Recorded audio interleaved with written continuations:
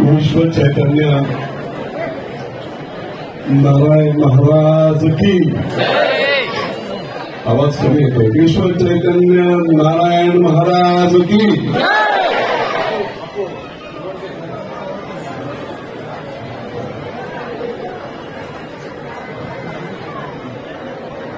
नारायण महाराज जरी अनंतात विलीन असतील तरी ते प्रत्यक्ष रूपी प्रत्येक व्यक्तीच्या मनामनामध्ये आहे। आजचा हा कार्यक्रम पाहून ते लक्षात येत आहे। आताच महाराजांनी सांगितलं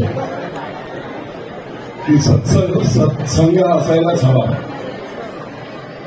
मोठ्या पाईपमधून पाणी जरी जात असेल तर त्या पाईपला तोंड लावून पाणी मिळणार नाही। जिथे तुटी असेल तिथे तुटी उघडली पाहिजे तर आपल्याला तृष्णा भागेल आणि पाणी मिळेल। तसंच सद्गुरूंच्या प्रती असणारे प्रेम आणि मंदिर त्या ठिकाणी जाणं का महत्वाचं आहे त्याच्यातून आपल्या लक्षात येईल। या खंडप्राय देशामध्ये आणखी एक महत्वाची गोष्ट आपल्याला सांगतो की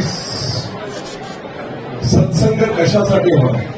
आपण आंघोळ करतो, साबणाने सुचिलभूत होतो, दिवाळीच्या काळात उठणं लावून स्वच्छ होतो, पण खऱ्या अर्थाने मानवी जीवनामध्ये स्वतःचं मन आणि मेंदू स्वच्छ करायचं असेल तर एकमेव पर्याय तो म्हणजे सत्संग। आणि म्हणून आज इथे हजारो लोक इथे उपस्थित आहेत। संतांबद्दल काय बोलायचं। या खंडप्राय देशामध्ये हजारो वर्षांचा जो आपला इतिहास आहे त्या इतिहासामध्ये तलवारीच्या जीवावर मोगलांनी राज्य केलं, काही पोर्तुगीजांनी राज्य केलं, ब्रिटिशांनी बंदुकीच्या जीवावर राज्य केलं।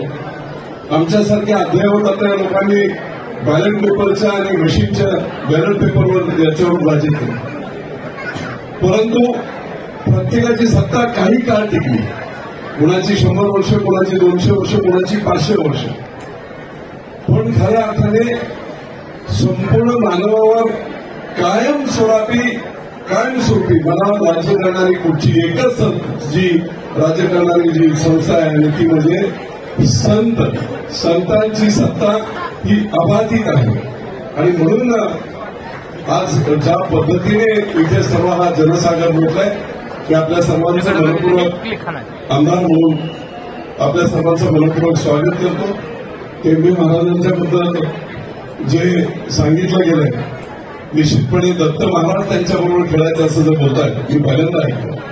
महाराज असं निश्चित व्हावं आणि दत्त महाराज इथे येऊन आपल्याबरोबर त्यांनी खेळावं म्हणा किंवा त्यांच्याशी सुसंवाद व्हावा आणि या भूमीमध्ये आणखी पवित्रता आहे की पुरंदरची भूमी आणखी प्रसिद्धी जावी।